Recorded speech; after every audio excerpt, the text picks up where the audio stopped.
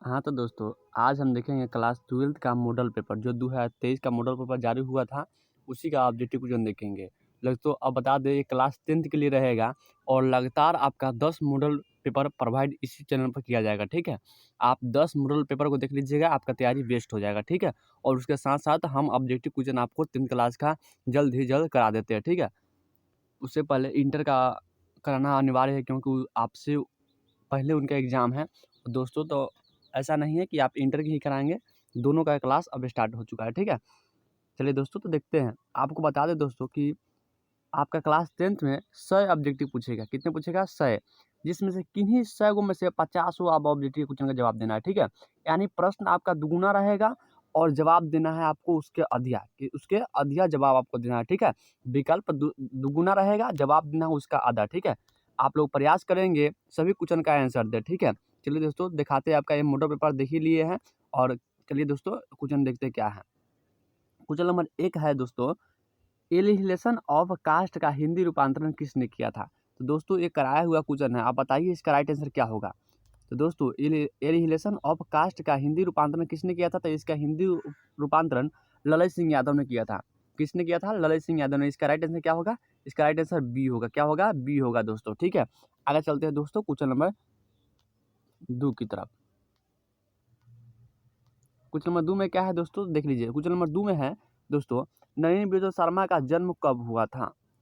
जो पार्ट 2 वाला है नलिनी बिजय शर्मा, इसका जन्म कब हुआ था? तो बताइए दोस्तों इसका जन्म कब हुआ था? तो बता दें दोस्तों 18 फरवरी 1916 ईस्वी को इसका जन्म हुआ था। इसका राइट आंसर क्या होगा? इसका राइट आंसर ए होगा। क्या होगा? इसका राइट आंसर ए होगा, ठीक है? आगे चलते हैं दोस्तों क्वेश्चन नंबर 3 की तरफ। क्वेश्चन नंबर 3 में क्या है देखेंगे। सेन साहब को कितने मात्रा में थी? कितने मात्रा में उसकी बेटियाँ थी? तो सेन साहब की कितनी बेटी थी? 5 बेटी थी। और हिंदी का क्वेश्चन हमारे देखे होंगे तो आप खुद ही समझ जाएंगे कितनी बेटी थी उसकी। तो सेन साहब के कितने बेटी थे? 5 बेटी सेन साहब के थे, ठीक है? चलते दोस्तों क्वेश्चन नंबर 4 की तरफ। क्वेश्चन नंबर 4 में क्या है? अग्रज शब्द में प्रत्यय है। अग्रज शब्द में प्रत्यय है, तो बताइए दोस्तों अग्रज में क्या प्रत्यय है? तो अग्रज शब्द में दोस्तों है आपका आ। क्या है? आ। आपका राइट आंसर डी होगा, ठीक है? अग्रज शब्द में प्रत्यय क्या है? आ है। आप प्रत्यय आपको बता दिए है कहाँ लगता है? प्रत्यय जो लास्ट में लगता है, ठीक है? तो देखिए ना अग्रज, अग्रजा, अग्रजा लिखा हुआ है, अग्रजा आ रहा है अंत में आ, इसीलिए इसका प्रत्यय आ हो जाएगा, ठीक है? आगे चलते हैं दोस्तों क्वेश्चन नंबर 5 की तरफ। क्वेश्चन नंबर 5 में क्या है तो दोस्तों देख लीजिए। मदन किसका बेटा है? मदन किसका बेटा है? आप पढ़े होंगे जरूर जवाब देंगे। ये हिंदी का क्वेश्चन है। तो मदन किसका बेटा था? तो सेन साहब का था। किसका था? सेन साहब का बेटा कौन था? मदन। मदन किसका बेटा था? सेन साहब का था। दोस्तों चलते हैं क्वेश्चन नंबर 6 की तरफ। क्वेश्चन नंबर 6 में क्या है दोस्तों देखिए। महारानी विक्टोरिया द्वारा किस नाइट की उपाधि, नाइट की डिग्री प्रदान की गई थी? तो बताइए किसे? तो दोस्तों आप जानते होंगे ये क्वेश्चन सेम टू सेम कराया हुआ है। तो दोस्तों 6 का right answer B, Max Muller को, मैक्स मुलर जी को महारानी विक्टोरिया द्वारा नाइट की उपाधि प्रदान किया गया था, ठीक है? और कौन किया था? ये महारानी विक्टोरिया ने किया था। किसे किया था? मैक्स मुलर जी को। कौन सी उपाधि धारण किया था? तो नाइट की उपाधि धारण किया था, ठीक है? चलते दोस्तों क्वेश्चन नंबर 7 की तरफ। क्वेश्चन नंबर 7 में क्या है तो देखेंगे दोस्तों। दोस्तों मॉडल पेपर इसीलिए जारी किया जाता है ताकि आपको समझ में आ जाए कि इसी बेसिक लेवल पे आपको क्वेश्चन पूछा जाएगा, ठीक है?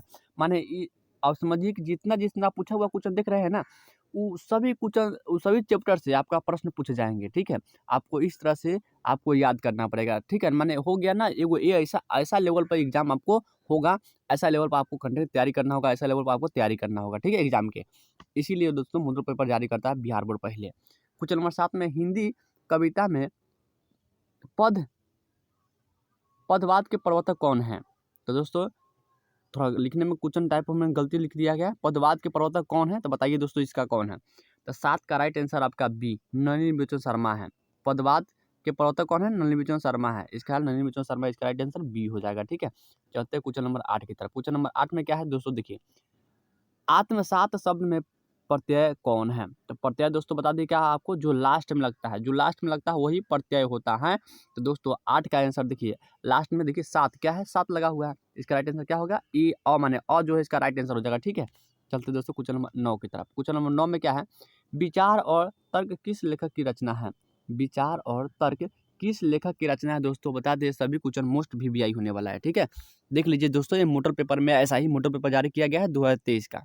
क्लास 10th के लिए है। तो देख लीजिए दोस्तों 9 का आपका राइट आंसर आपका ए हो जाएगा। क्या हो जाएगा? ए। विचार और तर्क किसके लेखक की रचना कौन है? हजारी प्रसाद द्विवेदी जी ने इसकी लेखक की रचना है। ठीक है, चलते क्वेश्चन नंबर 10 की तरफ। क्वेश्चन नंबर 10 में क्या है दोस्तों? नाखून बार बार छत और अलंकृत करते रहना निरूपित करता है। किसके निरूपित करता है बताइए दोस्तों?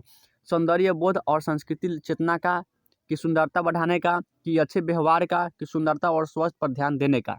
तो दोस्तों बता दें, आपका नाखून बार बार छत और अलंकृत करते हुए रहना ये निरूपित करता है। किसका निरूपित करता है? तो दोस्तों सौंदर्य और संस्कृति का, सौंदर्य और संस्कृति चेतन का ये आपका निरूपित करता है। ठीक है, इससे सौंदर्य भी होता है, संस्कृति पहले से ज़्यादा चल रहा है। ठीक है, चलिए क्वेश्चन नंबर 11 की तरफ चलते हैं। क्वेश्चन नंबर 11 में क्या है? घृणा शब्द का विलोम है।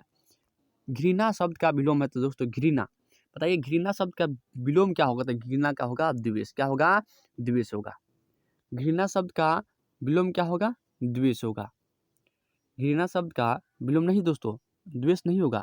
घृणा, घृणा का प्रेम होगा। क्या होगा? प्रेम होगा। इसका राइट आंसर बी होगा। ठीक है, घृणा शब्द का विलोम क्या होगा? तो दोस्तों प्रेम होगा, द्वेष नहीं होगा। ठीक है, सहयोग नहीं होगा, सत्कार नहीं होगा दोस्तों। क्या होगा? प्रेम होना। घृणा शब्द का विलोम क्या है? प्रेम होना। विलोम का मतलब क्या होता है? उसका उल्टा, जस्ट उल्टा करते हैं। ठीक है, चलते क्वेश्चन नंबर 12 की तरफ। हवा शब्द का लिंग निर्णय करें। दोस्तों बताइए, हवा स्त्रीलिंग है कि पुल्लिंग है कि उभयलिंग है कि क्या है? बताइए आप। तो दोस्तों बता दे, हवा स्त्रीलिंग है, हवा बह रही है, न कि हवा बह रहा है। ठीक है, इसलिए स्त्रीलिंग है। ठीक है, चलते क्वेश्चन नंबर 13 की तरफ। कुल 4 आदमी है, कुल 4 आदमी है, रेखांकन कौन सा शब्द है? बताइए सब कौन सा शब्द है? संज्ञा पदबंध है कि विशेषण पदबंध है कि सर्वनाम पदबंध है कि क्रिया पदबंध है? तो दोस्तों बता दें, कुल 4 आदमी है, ये जो है आपका विशेषण पदबंध है। कौन है? विशेषण पदबंध है। ठीक है, चलते हैं क्वेश्चन नंबर 14 की तरफ। क्वेश्चन नंबर 14 में क्या है? तो दोस्तों देखिए, ये अपने दोस्त का पुस्तकालय संज्ञात्मक है। बताइए, ये अपने दोस्त का पुस्तकालय संज्ञात्मक है। मिश्र वाक्य है कि सरल वाक्य है कि संयुक्त वाक्य है कि इनमें से कोई नहीं है? तो दोस्तों बता दें, ये आपका सरल वाक्य है। क्या है? सरल वाक्य। देखिए ना, बोलने में देख, ये अपने दोस्त का पुस्तकालय है। इसको बोलने में सरल, इसमें कोई भी जोड़ा भी शब्द में नहीं गया है। न जोड़ा गया है तो संयुक्त भी नहीं होगा, मिश्र भी नहीं होगा। क्या होगा? सरल वाक्य होगा। इसका राइट आंसर बी हो जाएगा। क्या होगा? बी। चलते हैं क्वेश्चन नंबर 15 की तरफ। क्वेश्चन नंबर 15 में क्या है? नक्षत्र लोक किस लेखक की कृति है?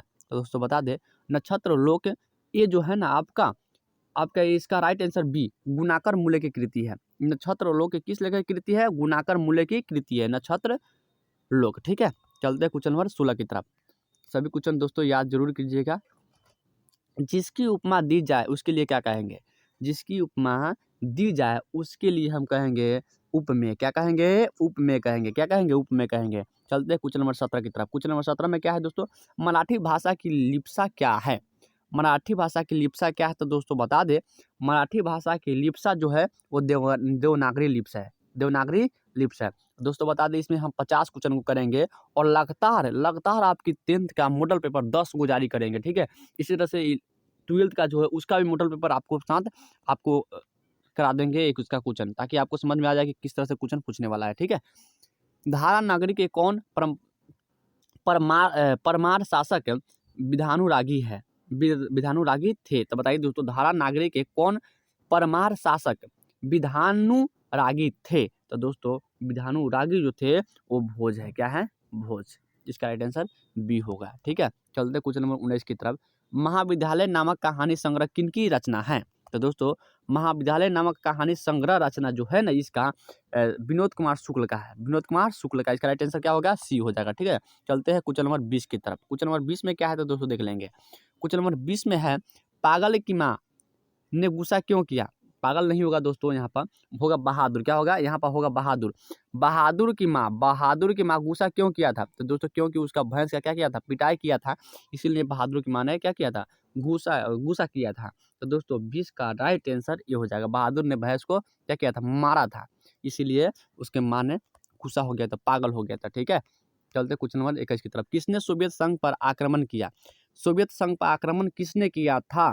तो सोवियत संघ पर आक्रमण हिटलर ने किया था। किसने किया था? हिटलर ने किया था। दोस्तों ये क्वेश्चन जरूर याद कर जाइएगा, हिटलर ने किया था उस पर आक्रमण। ठीक है, चलते क्वेश्चन नंबर 22 की तरफ। क्वेश्चन नंबर 22 में क्या है? तो दोस्तों यदि किसी का निर्देश नहीं है तो किसी व्यक्ति की स्थिति भी क्या होगी, इसको बताइए अब। यदि किसी का निर्दोष नहीं है तो किसी व्यक्ति की स्थिति क्या होगी, तो किसी व्यक्ति का स्थिति भी परिचित नहीं है। किसी व्यक्ति की स्थिति भी क्या है, परिचित नहीं है। इसका राइट आंसर बी हो जाएगा 22 का। चलते क्वेश्चन नंबर 23 की तरफ।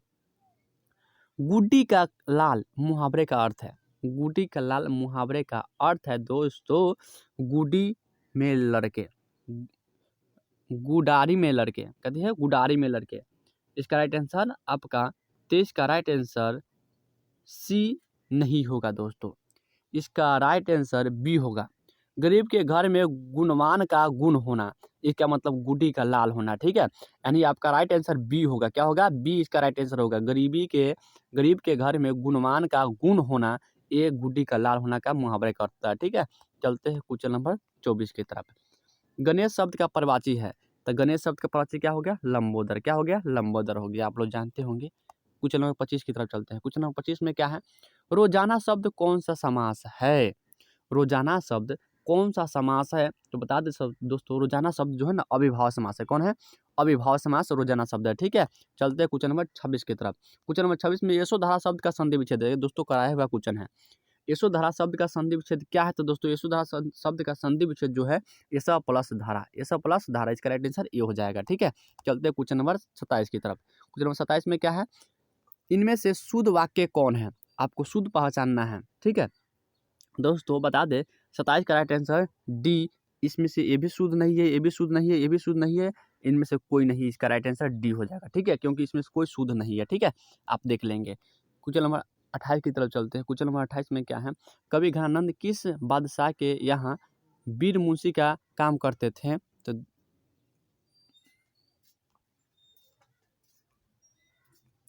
तो दोस्तों कवि घनानंद किस बादशाह के यहाँ मीर मुंशी का काम करते थे, तो दोस्तों इसका राइट आंसर 28 का बी हो जाएगा, मोहम्मद शाह रंगीले के यहाँ काम करते थे, ठीक है। इसका राइट आंसर क्या होगा, बी होगा इसका राइट आंसर, ठीक है। चलते हैं क्वेश्चन नंबर 29 की तरफ। जन्म के 6 घंटे बाद किनकी माता का देहांत हो गया था, माने शरीरांत हो गया था, देहांत हो गया था दोस्तों। जन्म के 6 घंटे बाद जो है ना, इसका किसका माता का हो गया था, तो दोस्तों गुरु नानक का माता का देहांत हो गया था, ठीक है। चलते हैं क्वेश्चन नंबर 29 की तरफ। 30 में क्या है, तो दोस्तों नहीं दोस्तों 29 का आपका राइट आंसर बी होगा, सुमित्रा नंदन पथ है, इसका माता का निधन हो गया था 6 घंटे पहले, ठीक है। तो 29 का राइट आंसर बी होगा, सॉरी 29 का राइट आंसर कितना होगा, बी होगा दोस्तों। आप बी कन्फर्म है दोस्तों, बी कन्फर्म पर रहेंगे आप लोग। चलते क्वेश्चन नंबर 30 की तरफ। क्वेश्चन नंबर 30 में क्या है, फवरे और हल राजदंड बनने को है, यह पार्टी किस कविता की है, तो दोस्तों बता दे यह पार्टी जो है आपका जनतंत्र का जन्म इस कविता का है, ठीक है।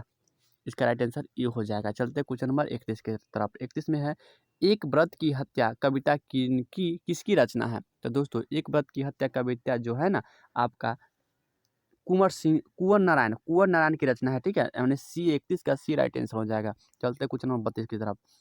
बीरेन डंगवाल की पहली कविता संग्रह है, तो बीरेन डंगवाल की पहली कविता संग्रह जो है ना वो आपका है इसी दुनिया में, इसी दुनिया में। इसका राइट आंसर क्या होगा, बी होगा इसका राइट आंसर। चलते हैं क्वेश्चन नंबर 33 की तरफ। क्वेश्चन नंबर 33 में क्या है, तो दोस्तों देखेंगे। क्वेश्चन नंबर 33 में है दोस्तों, क्वेश्चन नंबर 33 में है, प्रकृति सौंदर्य की कविता के लिए विख्यात कवि है, तो दोस्तों बताइए प्रकृति के लिए कौन है, तो प्राकृतिक कविता संग्रह के लिए सुमित्रा नंदन पथ ये विख्यात, ठीक है। आइए चलते हैं क्वेश्चन नंबर 34 की तरफ। इसका बी हो जाएगा 33 का, ठीक है। क्वेश्चन नंबर 34 में क्या है, तो दोस्तों बता दें आपको, क्वेश्चन नंबर 34 में यही है, किस कवि ने वर्णाश्रम व्यवस्था और कर्मकांड का विरोध करके निर्गुण ब्रह्मा की भक्ति का प्रचार किया है, तो दोस्तों इसका राइट आंसर क्या होगा, आप बताइएगा जल्दी से ना। तो इसका राइट आंसर आपको होगा दोस्तों, आपके सामने बता दें 34 का राइट आंसर आपका डी होगा, गुरु नानक। क्या होगा, गुरु नानक, इसका राइट आंसर हो जाएगा डी। क्या हो जाएगा, इसका राइट आंसर डी हो जाएगा, ठीक है। चलते हैं क्वेश्चन नंबर 35 की तरफ। नगर संवेदना के कवि है, नगर संवेदना के कवि कौन है, तो नगर संवेदना के कवि कुंवर नारायण है। कौन है, कुंवर नारायण है। देखिए दोबारा क्वेश्चन रिपीट हो रहा है, ठीक है। चलते हैं क्वेश्चन नंबर 36 की तरफ। 36 में क्या है, दुर्दशा मानव विभीषण का चित्रण करने वाली कविता है, तो दोस्तों दुर्दर्ता मानव विभीषण का चित्रण करने वाली कविता जो है ना, वो आपका है हिरोशिमा। ठीक है, हिरोशिमा आप जानते होंगे, हिरोशिमा और जब बम गिराया गया था तो दोस्तों इसकी बहुत बहुत ये दोस्तों तबाही मचाया हुआ था, इसीलिए दुर्दर्ता मानव विभीषण का चित्रण किया गया इसमें। चलते हैं क्वेश्चन नंबर 27 की तरफ, 37 की तरफ दोस्तों। क्वेश्चन नंबर 37 में गुरु नानक के पद है। गुरु नानक के पद कौन है? तो दोस्तों राम भक्ति गीत, राम भक्तिमय गीत, ये गुरु नानक का पद है। ठीक है, चलते हैं क्वेश्चन नंबर 38 की तरफ। 38 में कृष्ण लीला द्वारा रसखान किया गया है। कृष्ण लीला द्वारा रसखान किसने किया है? किसके बताइए, किसके द्वारा किया गया है? तो 38 का राइट आंसर बी, घनाक्षरी में हुआ है। ठीक है, इसका 38 का राइट आंसर क्या होगा? बी हो जाएगा। ठीक है, चलते हैं दोस्तों क्वेश्चन नंबर 39 की तरफ। क्वेश्चन नंबर 39 में क्या है दोस्तों? किस भाषा में रखी गई है? किस भाषा में रखी गई है? तो दोस्तों कुछ किस भाषा में रखी गई है? तो दोस्तों ये दोस्तों आपका किस भाषा में रखी गई है? तो दोस्तों ब्रज और अवधी भाषा में रखा गया है। ठीक है, देखिए दोस्तों इसी का दिया हुआ था, देखिए था इससे कृष्ण लीला जो रक्षकान किया गया था वो किस भाषा में लिखा गया था? तो दोस्तों ब्रज और अवधी भाषा में लिखा गया था। ठीक है, चलते हैं क्वेश्चन नंबर 40 की तरफ। क्वेश्चन नंबर 40 में क्या है? स्वर्ण किरणें किस कवि की रचना है? तो स्वर्ण किरणें जो है ना आपका रामधारी सिंह दिनकर की रचना है। ठीक है, रामधारी सिंह दिनकर का इसका 40 का राइट आंसर बी हो जाएगा। चलते हैं क्वेश्चन नंबर 41 की तरफ। 41 में क्या है दोस्तों? आत्मजयी मुख्य प्रबंधक किस कवि द्वारा लिखा गया है? दोस्तों ये बता दें, आपका 41 का राइट आंसर सी, कुंवर नारायण द्वारा लिखा गया है। ठीक है, आत्मजयी मुख्य प्रबंधक किस कवि द्वारा लिखा गया है? तो दोस्तों कुंवर नारायण द्वारा लिखा गया है। ठीक है, चलते हैं क्वेश्चन नंबर 42 की तरफ। क्वेश्चन नंबर 42 में क्या है? आधुनिक साहित्य में एक प्रमुख प्रतिभा थे। तो एक प्रमुख प्रतिभा इसमें से कौन कवि है बताइए दोस्तों? तो इसमें से एक प्रमुख प्रतिभा जो है ना वो आपका हो जाएगा सज्जानंद हीरानंद वासिन अगे, लिखा हुआ है सज्जानंद हीरानंद, इसका होता है पूरा नाम सज्जानंद हीरानंद। ठीक है, वात्स्यायन अगे होता है इसका राइट आंसर। ठीक है, वात्स्यायन अगे होता है, आप जिसे जरूर याद कर लेंगे। ठीक है, सज्जानंद हीरानंद वात्स्यायन अगे, आपसे पूछ सकता है अगे का पूरा नाम क्या है? तो बोलिएगा सज्जानंद हीरानंद वात्स्यायन अगे, कराया हुआ क्वेश्चन है। क्वेश्चन नंबर 43 की तरफ। अपने जीवन में पहली बार अस्पताल का विरोध किया नहीं किया है, किसने कहा था बताइए? ये बात किसने कहा था? ये बात किसने कहा था कि अपने जीवन में पहली बार अस्पताल का विरोध नहीं किया है? तो दोस्तों 43 का राइट आंसर डी, उसकी माँ ने कहा था कि अपने जीवन में पहली बार अस्पताल का विरोध नहीं किया है, ये अपनी उसकी माँ ने कहा था। ठीक है, चलते हैं क्वेश्चन नंबर 44 की तरफ। क्वेश्चन नंबर 44 में क्या है? माँ रात में कितने बजे अस्पताल से लौटकर घर आई थी? तो दोस्तों उसकी माँ जो है ना रात में लौटकर आपका 11 बजे अस्पताल से घर लौट कर आया था। ठीक है, चलते हैं क्वेश्चन नंबर 45 की तरफ। गांव में जुआरी दुर्घटना का शिकार कौन था? गांव में जुआरी दुर्घटना का शिकार कौन था? तो दोस्तों रंगपा था। कौन था? रंगपा। तो दोस्तों इसका राइट आंसर क्या हो गया? रंगपा। रंगपा जो है ना गांव में जुआरी था और ये बहुत गुंडागर्दी करता था, जो रंगपा था। ठीक है, चलते हैं क्वेश्चन नंबर 46 की तरफ। सात कोरी होती है किस भाषा के प्रमुख कथाकार है? तो दोस्तों सात कोरी होता है ये किस भाषा का प्रमुख कथाकार है? तो दोस्तों बता दें 46 का राइट आंसर बी, उड़िया भाषा के कथाकार है। ठीक है, उड़िया भाषा के कथाकार है। ठीक है, चलते क्वेश्चन नंबर 47 की तरफ। क्वेश्चन नंबर 47 में क्या है?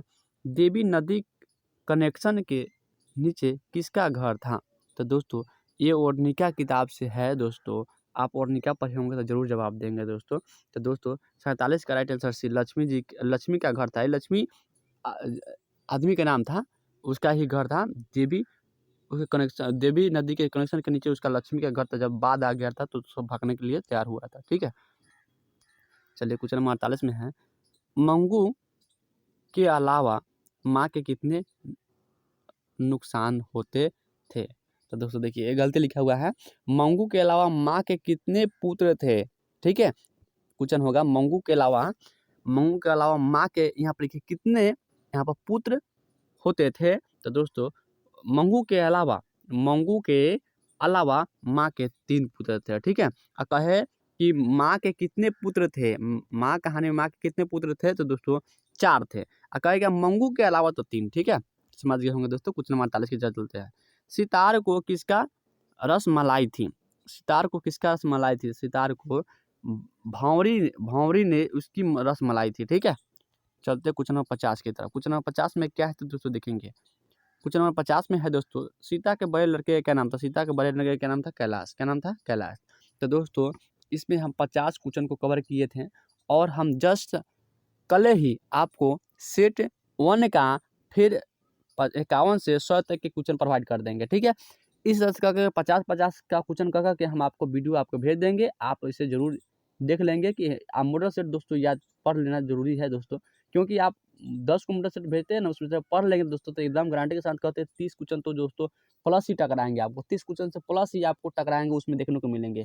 और दोस्तों आपको बता दिए 100 क्वेश्चन रहेगा, 100 में से किन्हीं 50 प्रश्न का उत्तर देना है। आप घबराएँगे नहीं, पूरा निश्चित से आप देख के आएँगे और एग्ज़ाम में भी आप अच्छा मार्क्स ला पाएँगे, ठीक है। चलिए दोस्तों, तो वीडियो पसंद आया होगा तो वीडियो को थोड़ा शेयर कर दीजिएगा ताकि और स्टूडेंट के पास पहुँच जाए और मॉडल पेपर कर ले, ठीक है। और नए-नए हैं तो दोस्तों चैनल को सब्सक्राइब ज़रूर कर लीजिएगा, ठीक है। तो अब मिलते हैं अब नेक्स्ट वीडियो में, तब तक के लिए जय हिंद।